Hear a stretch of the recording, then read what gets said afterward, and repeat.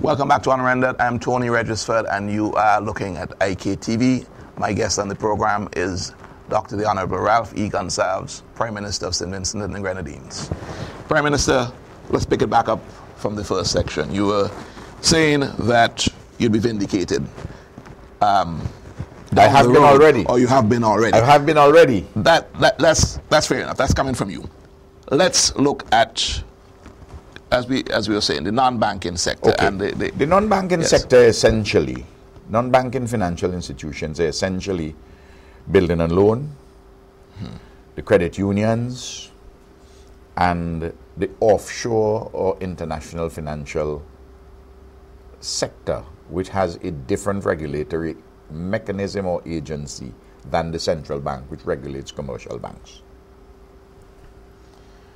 Now, historically, the regulation of these institutions, non-bank financial institutions, has been very slack.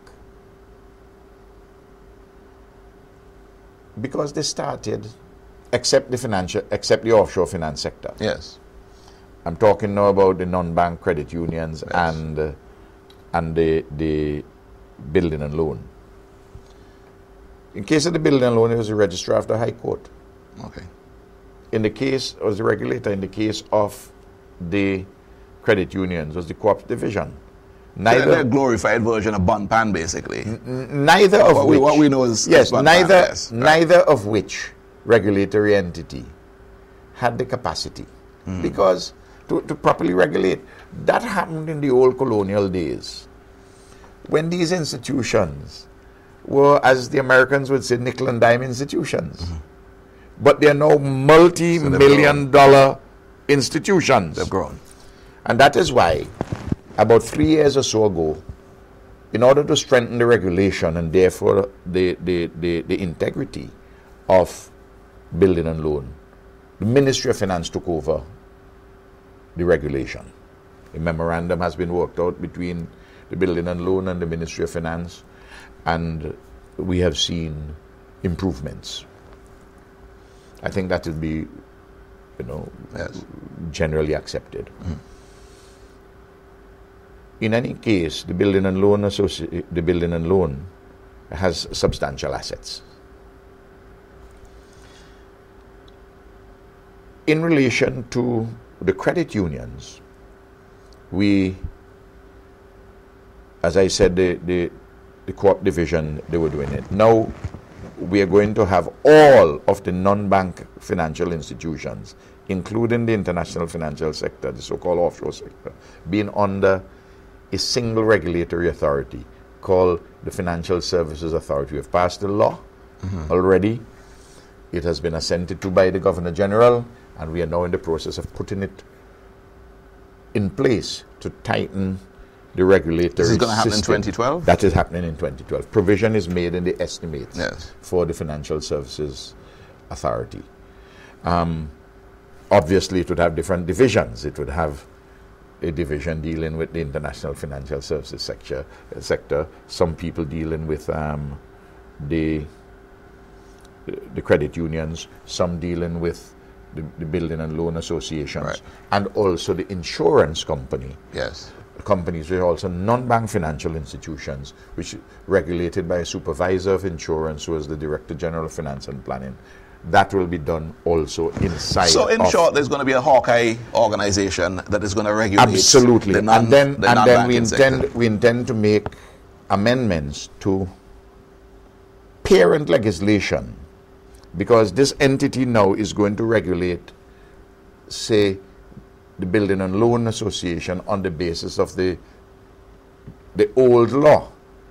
The regulatory mechanism is changed, yes, but the legal framework will there be the same, except where some specific provisions have been amended already in the Financial Services Authority Act. So that also will have some change. Similarly, there have been some changes in the credit union law, and yes, there would be a new credit union law, which everybody, all the stakeholders are agreed upon. So to provide all strength of and that, accountability. all of that is in train. Yes. Let's move on. Let's look at inflation. The consumer price index, and I'm just looking at what was produced for November 2011 and a year comparison with the position at November 2010. We're seeing a 4.6 percentage. That's the year to year in the month. Year to year, right. Yes. We're seeing a 4.6. And I think you have an IMF number which IMF number shows 2.5% and 0.06% as core inflation. 0.6%. 0.6% as core inflation. Well, the inflation has largely been imported and so far very modest. We have had the inflation from food, energy prices. Mm-hmm. It has now stabilized a little. It goes up and down, and as you know the mechanism we have for that, and there's a knock-on effect with everything. And there have been some with foods. Right. So I'm just looking at the basket of goods here that's used to determine the price index. Foods, we have taken a decision. So there's some things which are happening on the outside. I can't stop the problem between the United States of America and Iran in the Straits of Hormuz. Right. And there's a problem, the price goes up. So the price of oil goes up and that drives commodity prices. That drives the commodity prices, drives everything up. But we can do certain things here. How do we deal with it? In relation to energy prices, we deal with it from the standpoint of the rolling 3-month average.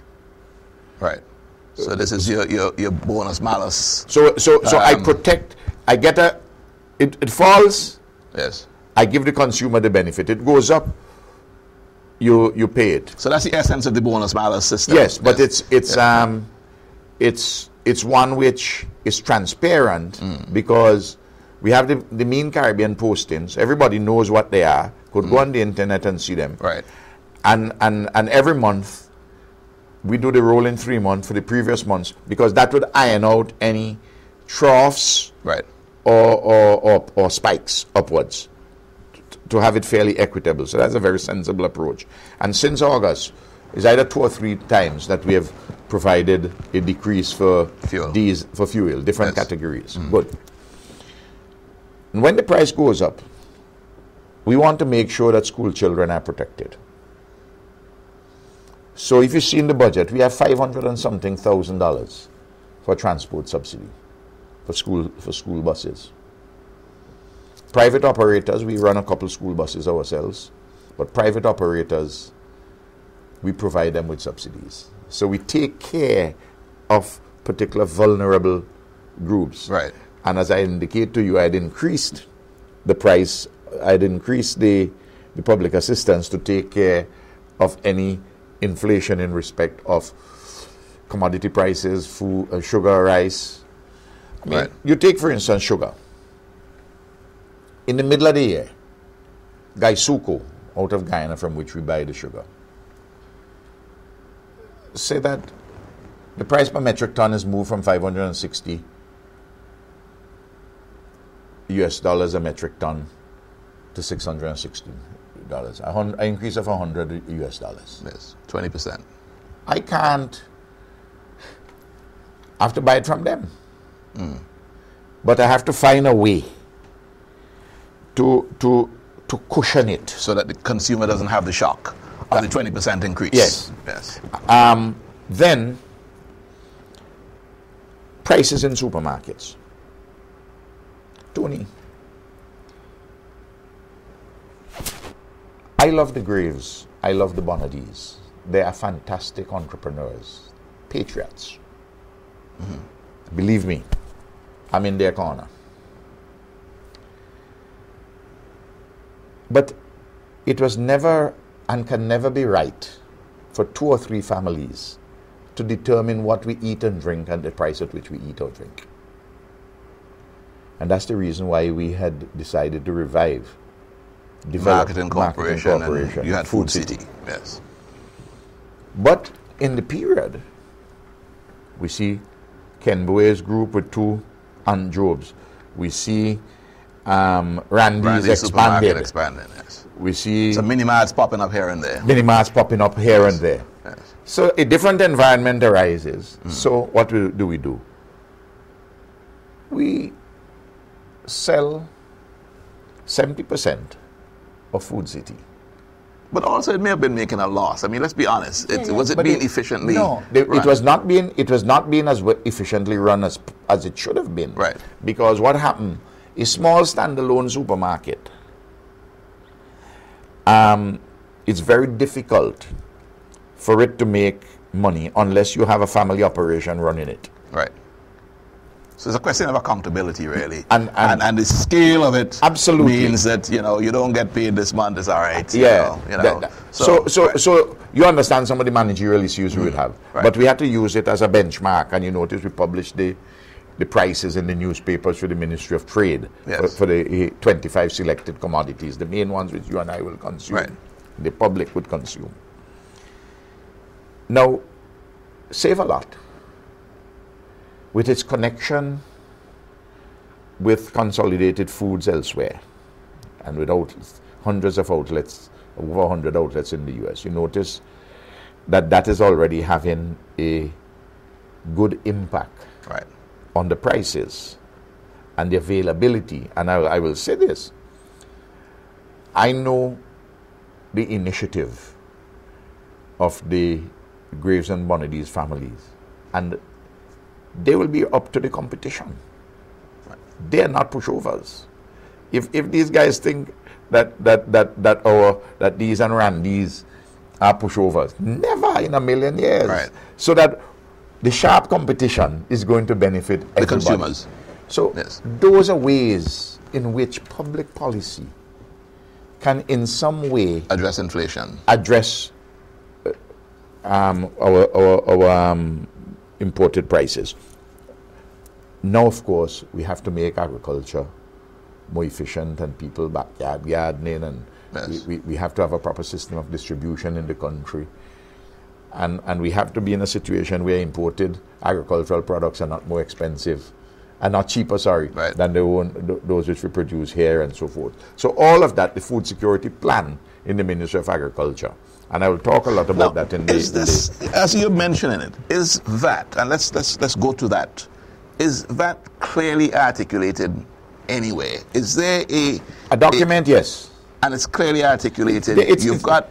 It's articulated. A food security plan, which is... We have a food security plan, but I can also, if I find here, if you just bear with me. Well, actually, we're going to go to a break, so... I will find the page. During the break, and when we come back, we'll pick up on that. This is Unrendered, and we're into our special segment, which is actually a part 2 of our first version, our first edition for 2012.